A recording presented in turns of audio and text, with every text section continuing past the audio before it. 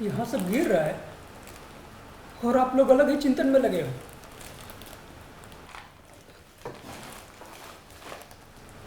क्या हुआ?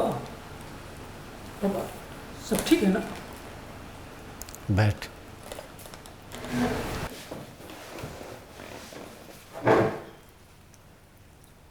क्या हुआ पापा? शुरू शुरू में मैं फौज की डाक लेकर जाया करता था। एक मोटरसाइकिल, और मेरा काम था यादों को यहाँ से वहाँ लेकर जाना। पलटन में एक नया लड़का आया था, रघुनाथ मनोरी।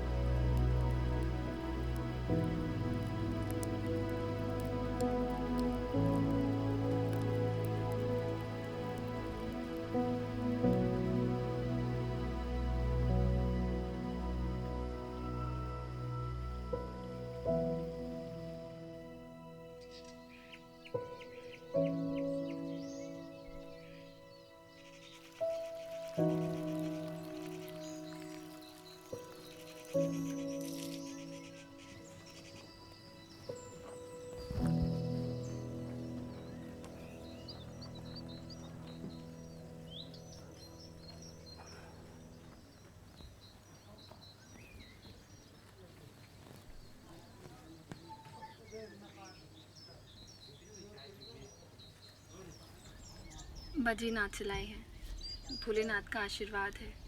ये माला काकी के लिए और ये कड़ा तुम्हारे लिए। गोपाल, गोपाल, एक चाय बना दे। ठीक भैया।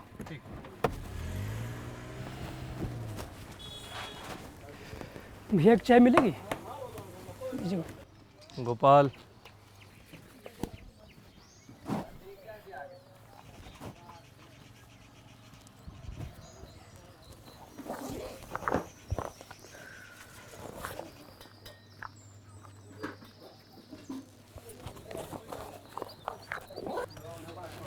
भैया, ये हंसकोट गांव कहाँ पड़ेगा?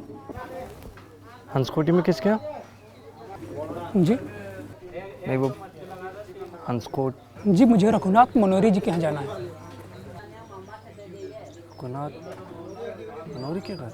जी, मुझे पता है कि वो अब नहीं रहे। उनका कुछ सामान मेरे पास है जो कि उन्हें लौटाना है।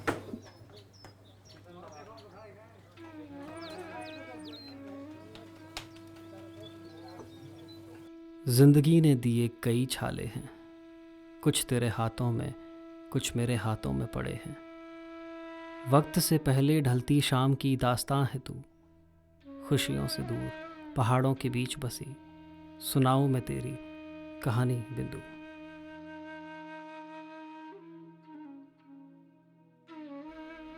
सजने को यूं तो अब रहा क्या है उसकी जिंदगी में, पर खुद को जिंदा दिखाना पड़ता है उसे, रोज नहीं तो कम से कम एक दिन। हर महीने की दूसरी तारीख उसकी ज़िंदगी में ऐसा ही एक दिन लाती है। आज उसे ना चाहकर भी थोड़ा तैयार होना होगा, कंघी करनी होगी। हाँ हाँ, जब वो खुद को शीशे में देखेगी तो उसका बेरंग चेहरा कई और रंग खो देगा।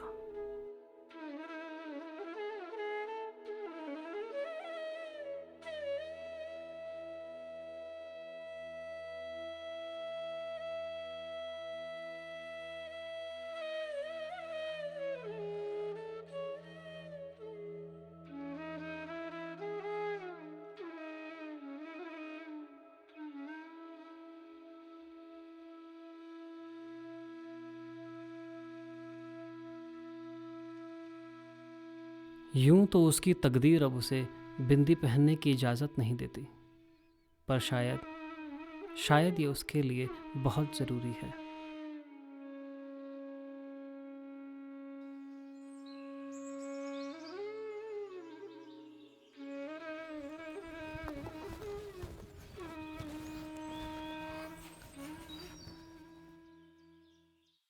नितिन, आज नहीं, पीछे बैठ जा।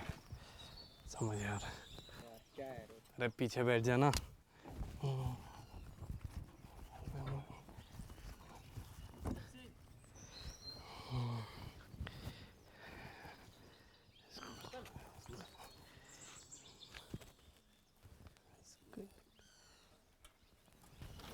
रामू कितनी देर में जाओगे?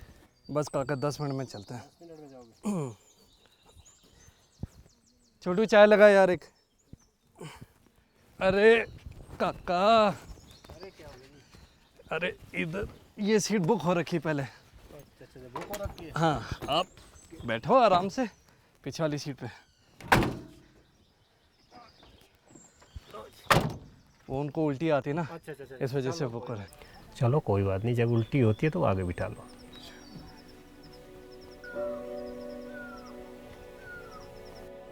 आ गई वो, उन्होंने ही बुक करी ये सीट। बिंदु जी, आप आगे बैठिए ना।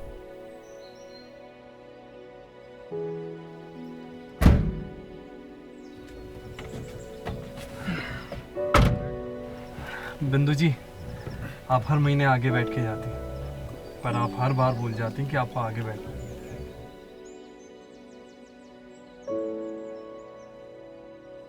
हर महीने की दूसरी तारीख को बिंदु जी अपने पति शहीद रघुनाथ मनोड़ी की पेंशन लेने जाती है।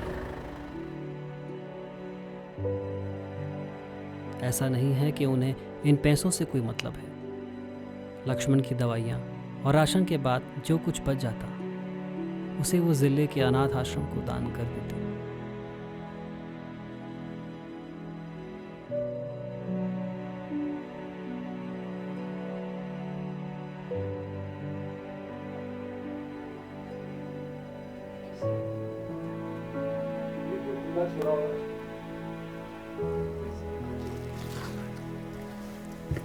ला, मुझे दो।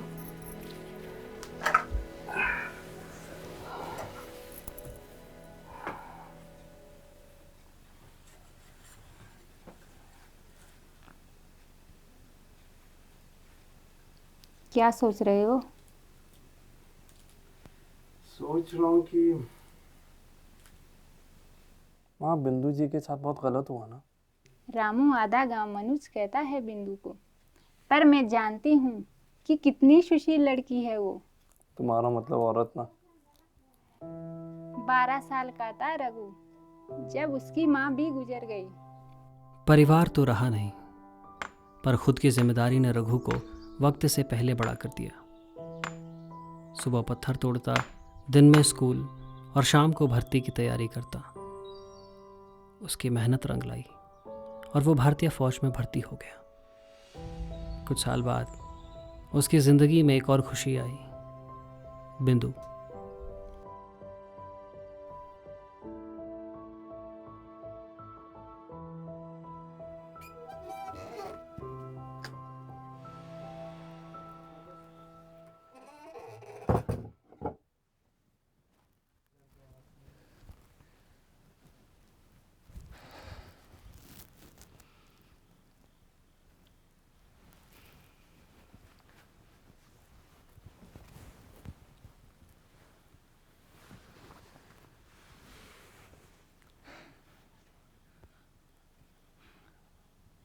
तुमने खाना खा लिया था ना? हाँ, खा ही लिया होगा, सभी ने खा लिया था।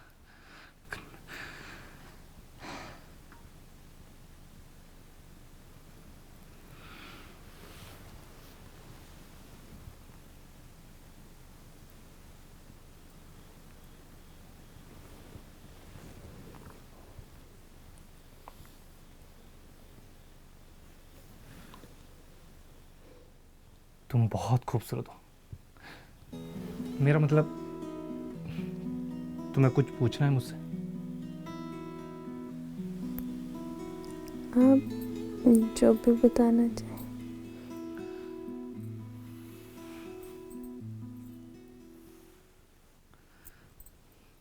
बिंदु,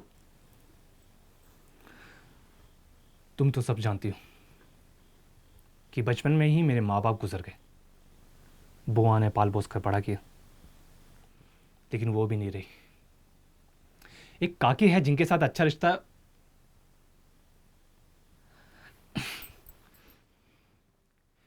पेशे से एक फौजी हूं, और आप होंगी एक फौजी की घरवाली। तुम ज्यादा सोचो मत। जाते ही क्वार्टर के लिए अर्जी दे दूंगा और 3 से 4 महीने लगेंगे, फिर हम दोनों साथ रहेंगे।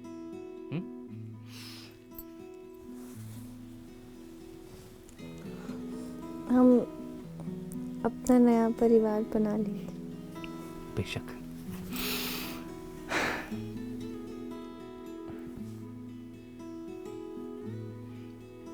ये बिंदी ना तुम पर तुमसे ज्यादा खूबसूरत लगती है, तो इस बिंदी को हमेशा लगाए रखना, चाहे जैसी भी हालत हो।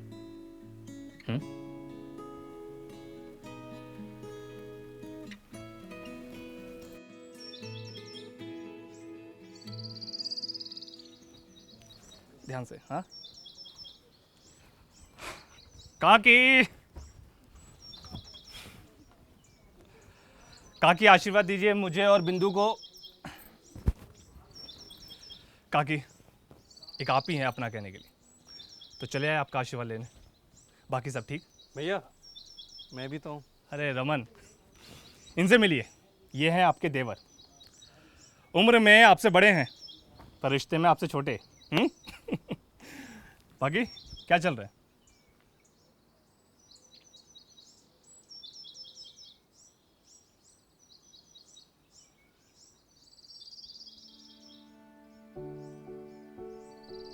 ठीक है। जल्दी आऊंगा, तुम बस अपना ध्यान रखना।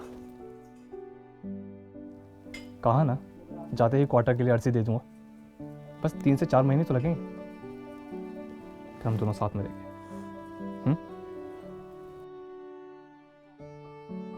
भैया गाड़ी का वक्त हो गया। हाँ आया।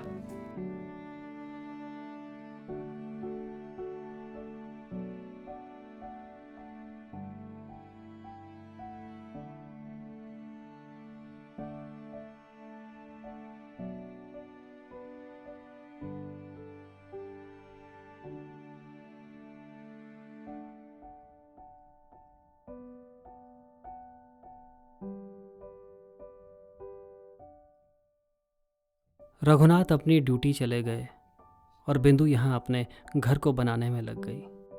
घर जहाँ से उसकी नई जिंदगी शुरू होगी, नए सपने बुनेंगे, नई उम्मीदें जन्मेंगी। पर जिंदगी कहाँ हर किसी पर मेहरबान होने की तकलीफ उठाती है। रघुनाथ की कोई चिट्ठी नहीं आई। वक्त गुजरता चला गया और बिंदु का इंतज़ार बढ़ता गया। यादों में डूबे मायूसी भरे चेहरे पे कभी कोई मुस्कान आ भी जाती तो सिर्फ उस नन्ही सी जान के बारे में सोचकर, जो कुछ वक्त में रघुनाथ और बिंदु का परिवार पूरा करेगा। कंट्रोल रूम कम इन। सब पेट्रोलिंग टीम अल्फा तूफान में फंस गई है, हमें रेस्क्यू टीम चाहिए। Over. Captain be loud and clear, हम सुन नहीं पा रहे हैं। ओवर। सब पेट्रोलिंग टीम अल्फा तूफान में फंस गई है। आई रिपीट, टीम अल्फा तूफान में फंस गई है। प्लीज रेस्क्यू टीम भेजिए। I repeat, please rescue team भेजिए फॉर टीम अल्फा। ओवर।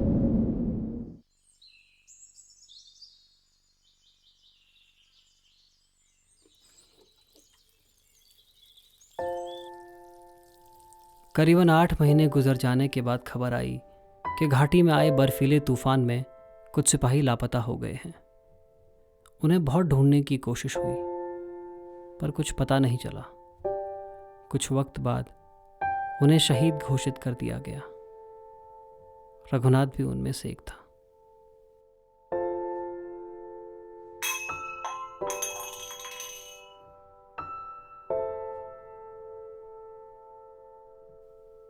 इस खबर से बिंदु और उसके होने वाले बच्चे पर गहरा असर पड़ा। और लक्ष्मण पैदा होने के साथ ही दिमागी हालत से कमज़ोर था।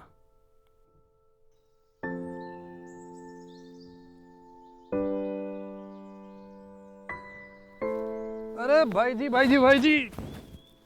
अरे भाई जी कहाँ जा रहे? थोड़ा बाहर है क्या? आप भी चलेंगे, मैं भी चलेंगे, वो भी चलेंगे। पीछे बैठिए ना, जिन्होंने सीट बुक कर रखी है उनके लिए जगह बनाइए ना। बुक कैसे? यहाँ तो किसी का रुमाल भी नहीं रखा था। आज तो नहीं रखा है तो रख देंगे अगले। आप पीछे बैठिए। मेरे को उल्टी आती है। अरे उनको भी उल्टी आती है, वो आ रही है, देखो आप पीछे। कौन है वो? अरे वो आ गई, वो इन्होंने बुकिंग की है।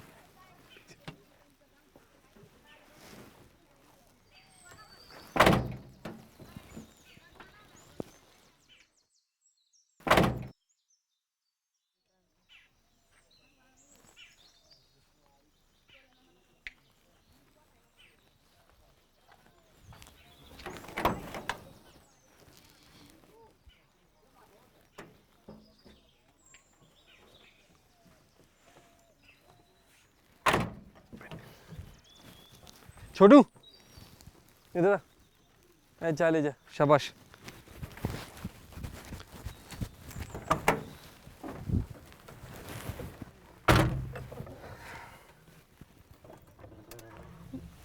लक्ष्मण का इलाज कैसा चल रहा है बिंदु जी?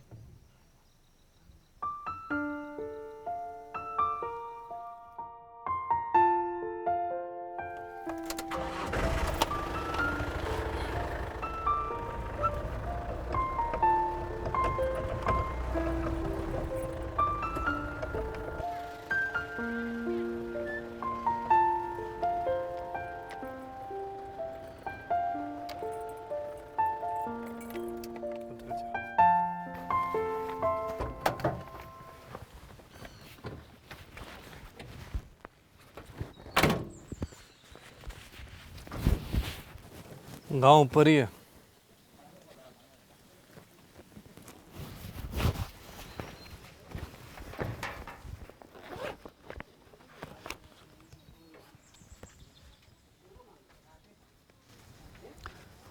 ये चिट्ठी रघुनाथ जी की है।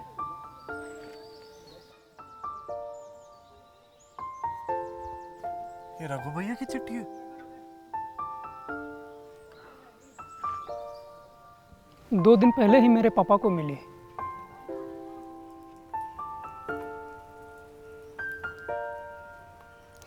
मैं बस सारी चिट्ठियाँ लेकर वहाँ से निकलने ही वाला था कि रघुनाथ दौड़कर आया और जल्दबाजी में मुझे चिट्ठी पकड़ा दी, जो उसकी पत्नी के लिए थी। वो बहुत खुश दिख रहा था। बोला, साहब नई पोस्टिंग आई है, वहाँ क्वार्टर मिलना आसान होगा। ये खबर बिंदु सुनेगी तो बहुत खुश होगी। इसे जल्दी भिजवा दीजिएगा, बड़ी मेहरबानी होगी। ये बोलकर वो पेट्रोलिंग के लिए निकल गया। अचानक तूफान आने से पेट्रोलिंग टीम अटक गई। 2 सिपाही और 1 अफसर या तो बर्फ में दब गए या कहीं भटक गए। कई महीनों की तलाश के बाद भी नहीं मिले। फिर उन्हें शहीद घोषित कर दिया गया। तूफान घाटी में कई जगह आया था। मेरी मोटरसाइकिल और मैं भी उसी का शिकार हुए। इस एक्सीडेंट में न तो मेरी मोटरसाइकिल बची और ना ही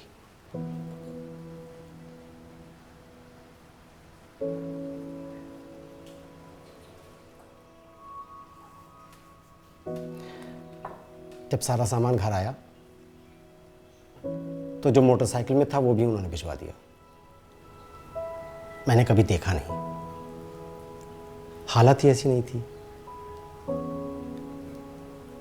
लेकिन आज तुम्हारी मां को ये चिट्ठी मिली।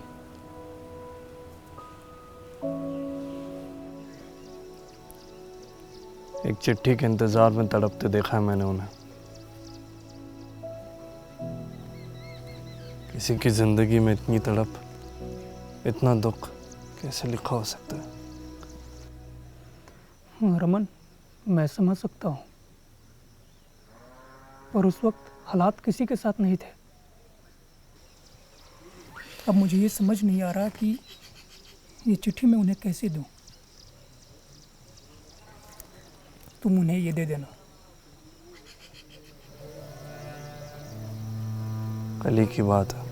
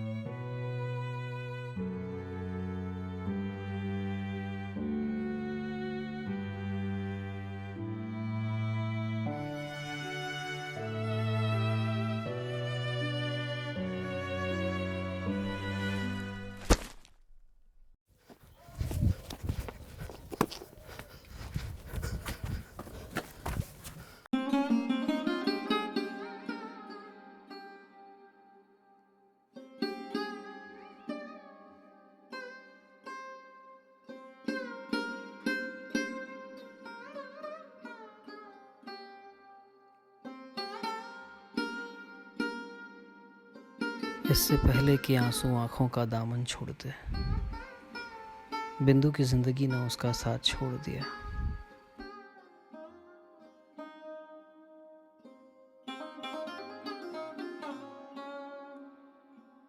एक चिट्ठी जिसके इंतजार में बिंदु तड़पती रही, एक चिट्ठी जिसमें रघुनाथ के आखिरी शब्द थे, एक चिट्ठी जिसे उसकी मंजिल ना मिलने के पछतावे में धनुष और रामेंद्र कुमार की जिंदगी निकलने वाली है।